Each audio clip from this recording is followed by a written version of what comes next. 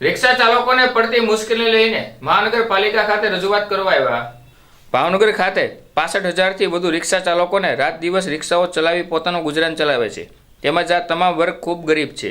કોઈ રિક્ષા ચાલકો ભાડે રિક્ષા ચલાવે છે તો કોઈ લોનના હપ્તા ભરી રિક્ષા ચલાવે છે।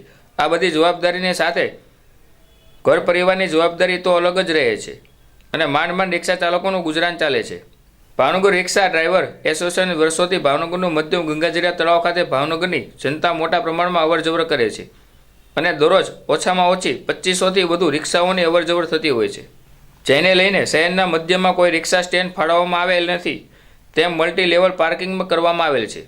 તેમાં રિક્ષા ચાલકો પાસે 6 કલાકના 20 રૂપિયા આપવામાં પડે છે, જે રિક્ષા ચાલકો પર અસહ્ય બોજ સમાન થાય છે। સાથોસાથ મલ્ટી લેવલ પાર્કિંગમાં રહેલ રિક્ષાઓનો સુધી પેસેન્જર આવતા ના હોય, જેથી રિક્ષા ચાલકોને ધંધો ખોરવાતો જાય છે। વર્ષો પહેલાં પણ સિટી બસ તથા રિક્ષાઓ ચાલતી હતી અને કોઈ મુશ્કેલી પણ રહેતી ના હતી। હાલ ભાવનગર મહાનગરપાલિકાના નિર્ણય દ્વારા રિક્ષા ચાલકોને મુશ્કેલી ખૂબ જ વધારો થાય છે, જેને લઈને મહાનગરપાલિકા ખાતે આ પહોંચીને મેયરને રજૂઆત કરવામાં આવી હતી। મધ્યમ વર્ગના લોકો માટે, દૂર દૂરથી આવતા લોકો માટે આપણે એની સવલત પૂરી પાડી રહ્યા છીએ।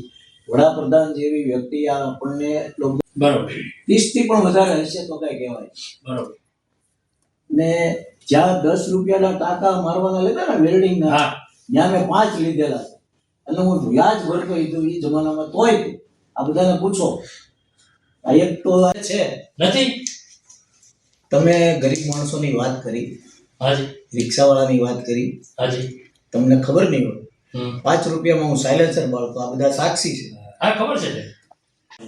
આ પાર્કિંગની અંદર રિક્ષાવાળા પાસેથી 6 કલાકના 20 રૂપિયાનો ધરખમ વધારા જેવો એક પાર્કિંગ ચાર્જ લેવામાં આવે છે અને આ પાર્કિંગ ચાર્જની અંદર એવું કહેવામાં આવ્યું છે માર્કેટમાં ઉતારે અને પછી એવું કહે કે તમે પાર્કિંગમાં જતા રહો, તો જ્યારે પેસેન્જર પાછો આવશે તેને વાળું પર જ જવાનું આવે, એટલે ગાડીએ બી જવાનું થતું નથી।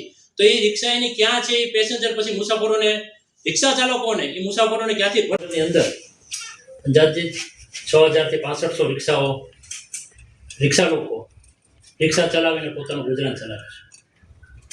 ભાવનગર ગંગાજળિયા તળાવ એ ભાવનગરનું મધ્ય કેન્દ્ર છે। મેયર સાહેબ, રિક્ષા ચાલકો અહીં અરજી કરવા આવ્યા હતા, શું હતી વિગત?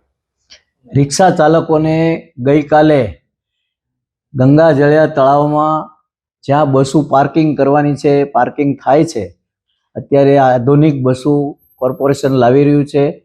40 બસો કેન્દ્ર સરકારે આપણને આપી પણ દીધી છે, ત્યારે ત્યાં કોર્પોરેશન દ્વારા વ્યવસ્થા થઈ રહી હોવાથી અગાઉ રિક્ષાવાળાઓને જાણ કરી હતી કે ભાઈ અહીંયા હવે પછી રિક્ષા પાર્ક નહીં કરવા વિનંતી, પણ તેઓ જે નથી માન્યા તેઓને રિક્ષાને લોક મારીને દંડ કર્યો છે।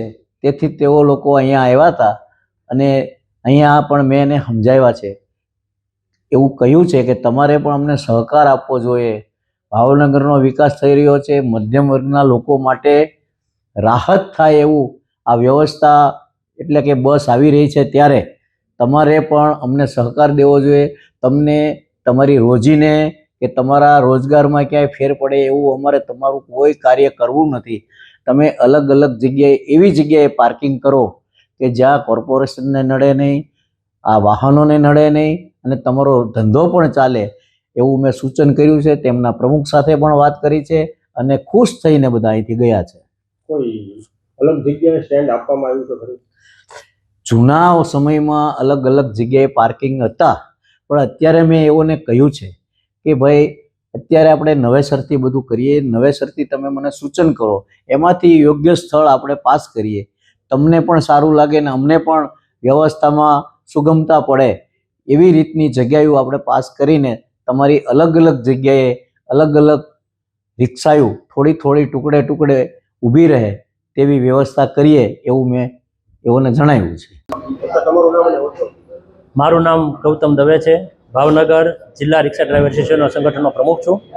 આજ રોજ અમે લોકો રિક્ષા ચાલકોને પડતી મુશ્કેલી બાબતે અમે લોકો અહીં મેયર સાહેબને રજૂઆત કરવા માટે અહીં આવ્યા હતા। તમામ સાથીગણોની એક જ રજૂઆત છે કે મહાનગરપાલિકા દ્વારા જે રિક્ષા ચાલકો પાસે દંડ વસૂલવામાં આવે છે તે હાલ દંડ ન વસૂલે, સાથોસાથ અમારે કહેવાનું કે તમામ રિક્ષાઓ ભાવનગરની અંદર અંદાજે 2500 થી 3000 રિક્ષાઓ તળાવનો જે મધ્ય કેન્દ્ર છે ત્યાં આવતી હોય છે અને ત્યાં અવરજવર મુસાફરો ખૂબ મોટા પ્રમાણમાં કરતા હોય છે. આવા સમયે તળાવની અંદર ખૂબ આ ગીચ વિસ્તારની અંદર જ્યારે રિક્ષાઓ આવતી હોય ત્યારે મુસાફરોને અગવડતા ના પડે અને એ પોતાના સ્થળ સુધી, કેમ કે ઘણા મુસાફરો એવા હોય છે, વૃદ્ધ હોય છે, શરીરથી વધારે મજબૂત માણસો હોય છે, બીમાર માણસો હોય છે, તો એને સ્થળ સુધી પહોંચાડવા માટેની જે સવલત પૂરી પાડે છે રિક્ષા ચાલકોને કોઈ મુસીબત ના પડે એ માટેની અમારે રજૂઆત કરવા આવ્યા હતા. અને મેયર સાહેબ દ્વારા આનું જેટલું બને તેટલું સોલ્યુશન જલ્દી કાઢશે એવું અમને અત્યારે કહેવામાં આવ્યું છે. અમને પ્રશાસન ઉપર વિશ્વાસ છે. તેમજ જેમ ભારતના વડાપ્રધાન જેવું કહે છે કે ભારત દેશને આપણે આત્મનિર્ભર બનાવવો છે, તો અત્યારે તમામ રિક્ષા ચાલકો જે આત્મનિર્ભર બની અને પોતાની રોજીરોટી અને સુખાકારી માટે કામ કરી રહ્યા છે, ત્યારે મને આ પ્રશાસન ઉપર એટલો વિશ્વાસ છે કે આ લોકો અમારી જે માંગણી છે એને સ્વીકારશે અને અમારી માટે સારો એવો નિર્ણય લેશે. આભાર.